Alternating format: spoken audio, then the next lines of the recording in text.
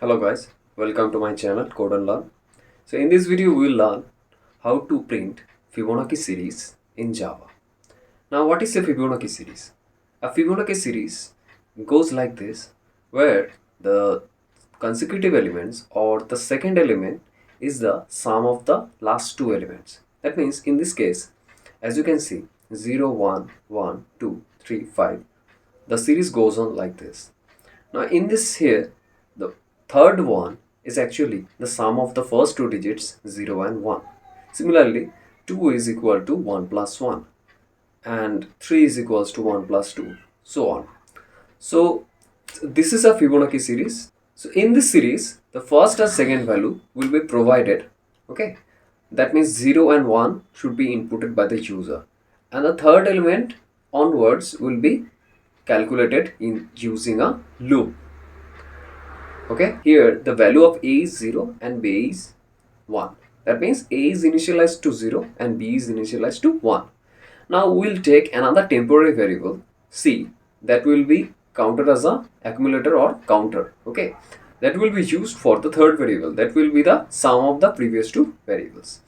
Now in this case, the value of C will be A plus B. Now after one iteration, the value of C becomes A plus B. Now to move to the next iteration, we have to change or shift our A and B to the next element. So in that case, the value of A will be the new B and value of B will be the value of C. So that way we can count the next element onwards. So this means that our loop will determine or our loop will generate the rest of the elements except the first two elements. So suppose in your exam you have a question like write a program to print the Fibonacci series up to 10th term. That means the first two terms will be given and the next 8 term you have to print using a for loop. Now let's see how to do it inside BlueJ. So first of all, make a class in BlueJ. So in this case, I'm making a class name called Fibonacci. Okay. So after that, you will see a Fibonacci class will be created. Inside the class, you will see some auto-generated contents. So to remove the auto-generated contents, hold Control and press A. Then you will see all the cells text will be selected and press delete. After that, write public class Fibonacci. In this case, my class name. Then enter two curly braces, that will be our scope of the class. Now after that, inside the class, I have to use the public static void main, that is our main method signature. So public static void main inside the bracket string args. In this case, string args acts as a parameter that I am passing to the main method.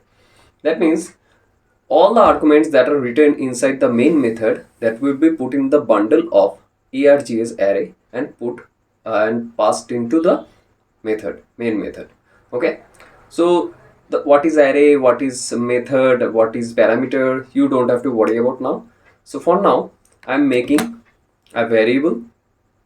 So first of all, we have to declare the variables what I'm using here.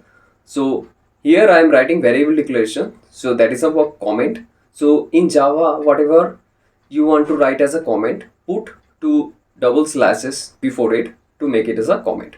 So here I'm initializing three variables. So first, a equal to 0, that is our first element as I told you before, b equal to 1, and c is our third element. Now c is our third variable that will be used for the counter, that means that will hold the sum of first two variables. Okay, suppose in this case I am generating the Fibonacci series up to 20th term. That means the first two terms are mentioned over here, that is 0 and 1. So first of all, you have to print it.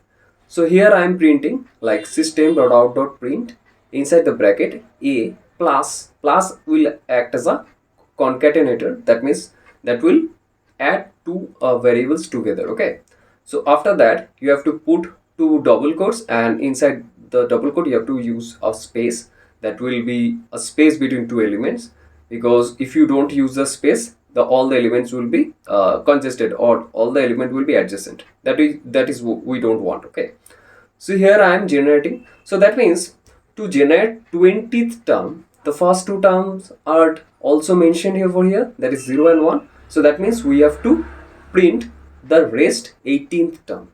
Okay, so how to use the rest 18th term? So here I am using the for loop.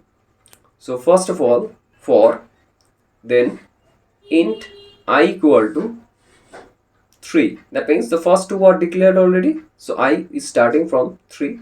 So I less than equals to 20. That means it will go up to 20 and then I plus plus. Now using C equals to A plus B.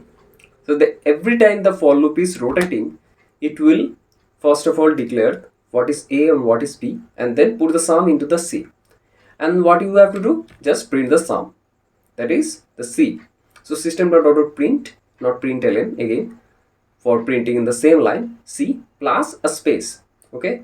After that, we have to swap the values that I told you before. That means we have to shift now the new A and B to the next element. So first, A value will be the B. That means all the value that are stored in the B, that will be put inside A, and the value of C will be put inside B. This way, this process will go on up to the 20th term. So after that, compile and run. As you can see, after running the code, you can get the output like this. So 0 1 1. So here the 20th element of this Fibonacci series is 4181. Okay, so that's for this video. Thank you for watching and I will see you on the next video. Till then, bye everyone.